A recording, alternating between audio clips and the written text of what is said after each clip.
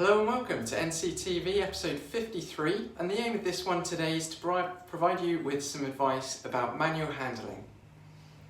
So what is manual handling? It's defined by current regulations as the transport or support of a load by hand or bodily force, which includes lifting, pushing, putting down, pulling, carrying, manoeuvring or transporting.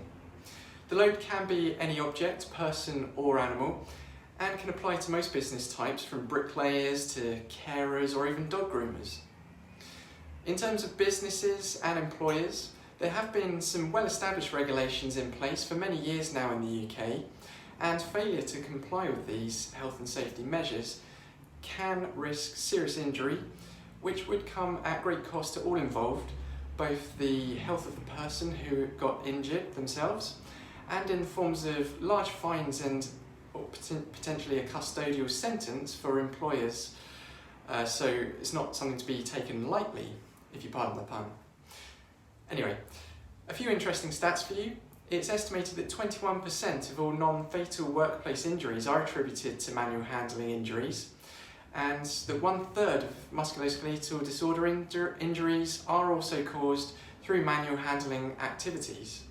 Also, an estimated 1.6 million working days are lost a year due to manual handling injuries, with 10.8 days lost for every injury on average. When it comes to injuries associated with manual handling, the most common of these occur in the arms, legs and joints. Back and shoulder strains are also very common too, as well as repetitive strain injuries, RSI. These manual handling injuries can occur almost anywhere, although the risk does increase with heavy manual labour, awkward postures, repetitive movements of the arms and legs and back, and with having previous or existing injury. When thinking about the types of injuries, many people instantly think of the big ones, such as your forklift driver on YouTube, crashing into a shelf and knocking down all the entire contents of the warehouse on top of him. However, injuries can also be smaller, such as packing, typing, cleaning, or dealing with animals. When it comes to reducing the instances of injury, the old saying goes, an ounce of prevention is worth a pound of cure, and that definitely comes to mind. In other words, if you can avoid doing it, then do so. If it is unavoidable, be sure to risk assess the situation before jumping straight into the task, and determine what the best and safest course of action would be. And some of the things to consider could be, will you need any help, whether the task could be broken down into smaller or lighter components into a few different trips. Could you use any lifting equipment such as a forklift, hoist or conveyor? Is there a way you could reduce the amount of twisting and stooping and reaching? Could you minimise the risk? The carrying distance or move any obstacles that may be in your way first? Once you've considered all of this, the risk assessment is complete and you've established that manual handling has to be done, then you want to make sure that you do it in the safest possible way to reduce the risk of injury. So the next stage is to consider your posture and the technique. And here are 10 top tips to help you do so. 1. Lifting position.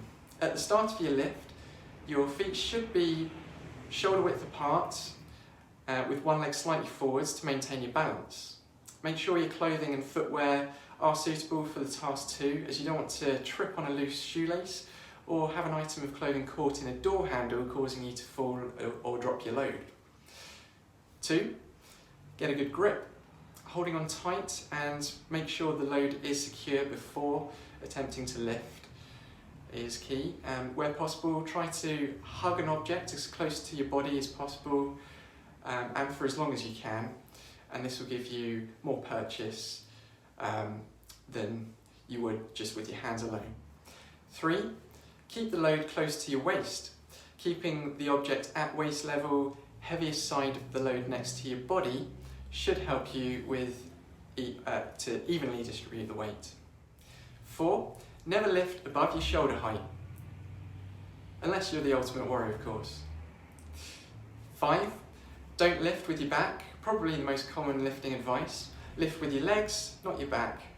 Your legs are stronger, so bend your knees and squat down to lift any heavy load from the ground and not your back. 6, avoid twisting when lifting or carrying. Your shoulders should be kept level, facing the same direction as your hips. If you need to turn, change the direction with your feet instead of twisting and lifting at the same time, which has the potential for greater injury. 7, look up. Look ahead where you're going and not down at your feet or what you're holding, and this will help you to anticipate any obstacles and make the overall lift safer. 8, move smoothly. If you can, try to move as smoothly as possible while lifting and carrying.